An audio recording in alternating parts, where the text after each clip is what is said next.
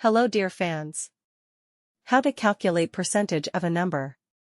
Economists and technicians often have to calculate percentages of a number. Accountants need to calculate taxes correctly, bankers income, interest on deposits, engineers allowable deviations of parameters. In all such cases, it is necessary to count the percentage of some known value. Necessary. Calculator or computer. Instructions. Step 1. To calculate the percentage of a number, you need to multiply the number itself by the number of percent, and then divide by 100.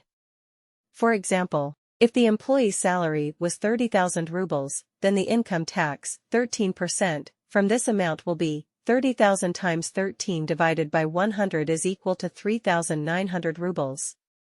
Step 2. To calculate the percentage of a number on a conventional calculator, follow these steps. Enter the number of percentages on the keyboard. You do not need to press the percent button yet. Click on any of the signs of arithmetic operations, plus, dash, x, /. In this case, this button is used as a separator when entering numbers. Now type on the calculator the number from which you want to calculate the percentage. Click on the percent button. The required result will be highlighted on the indicator of the calculator. Step 3. You can also calculate the percentage of the number using a computer. To do this, start the standard Windows calculator. To do this, click Start-Run-Type Calc-OK. If the calculator is loaded in Engineering View, then set it to Normal Mode, View-Normal. After that, calculate the percentage of the number, in the same way as described in the previous paragraph of the instructions. Step 4.